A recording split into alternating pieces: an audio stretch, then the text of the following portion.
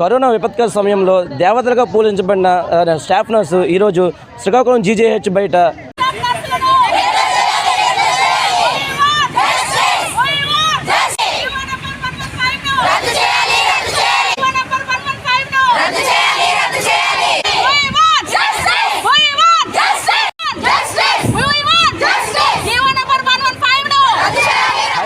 Welcome to AK news. Corona విపత్కర సమయంలో దేవతలుగా పూజించబడిన స్టాఫ్ నర్సు ఈరోజు శ్రీకాకుళం జీజీహెచ్ బయట నిరసనకైతే తెలియజేయడం జరిగింది. గత 7 రోజులుగా అయితే వాళ్ళు రోడ్డు విధులను బహిష్కరించి ఈరోజు ధర్నా నిర్వహిస్తున్నారు. అది ఎందుకు కారణంగా ధర్నా నిర్వహిస్తున్నారు అనేది ఇప్పుడు తెలుసుకుందాం రండి. అమ్మ చెప్పండి, గత వారం రోజులుగా మీరైతే విధులను బహిష్కరించి మరీ ధర్నా చేస్తున్నారు. ఎందుకు కారణంగా ఈ నిరసన తెలియజేస్తున్నారు తెలియజేయండి. నా పేరు నిర్మల అండి. నేను కాంట్రాక్ట్ స్టాఫ్ నర్స్గా జీజీహెచ్లో వర్క్ చేస్తున్నాను. మేము గత రోజు 7 రోజులు అయిందండి. ఈ రోజుకి 8వ రోజు అండి. 115 జీవోని రద్దు చేయమని మేము గవర్నమెంట్ని అడుగుతున్నామండి. ఇంతవరకు కూడా కాంట్రాక్ట్ స్టాఫ్ నర్సెస్ ఎవరు కూడా రెగ్యులర్ అవ్వలేదండి.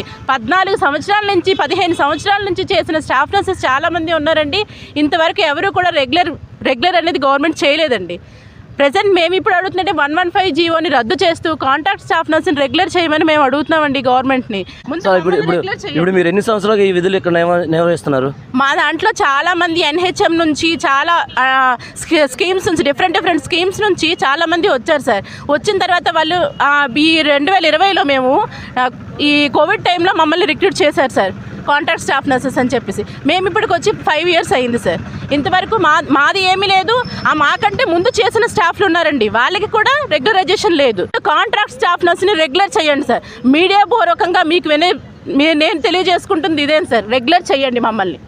అమ్మ చెప్పండి, మీ పేరు, మీరు ఎన్ని సంవత్సరాలుగా ఈ విధులు నిర్వర్తిస్తున్నారు? ఇప్పుడు మీరు చెప్పండి, మీరు తెలియజేయండి. నా పేరు శివకుమారి అండి. నేను గవర్నమెంట్ జీజీహెచ్ హాస్పిటల్లో స్టాఫ్ నర్స్గా వర్క్ చేస్తున్నాను.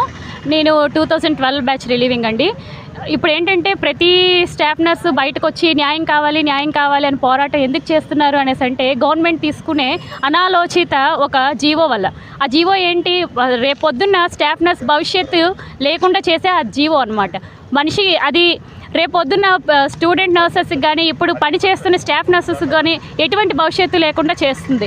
2010 డిసెంబర్లో నోటిఫికేషన్ రెగ్యులర్ ప్రాతిపదికన వేశారండి వైద్య ఆరోగ్య శాఖలో స్టాఫ్ నర్స్గా.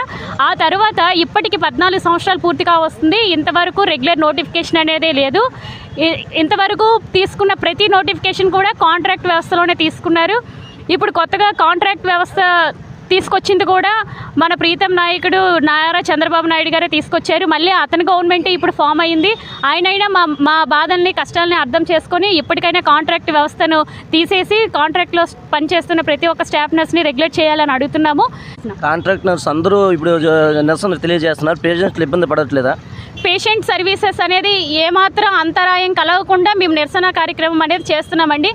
అయినా కూడా ప్రభుత్వం మమ్మల్ని గుర్తించట్లేదు. మేము ఎవరికి వ్యక్తిగతంగా ఎటువంటి విమర్శ చేయట్లేదు. మాకు ఏఎన్ఎం వ్యవస్థకు కూడా వ్యతిరేకత అయితే కాదు.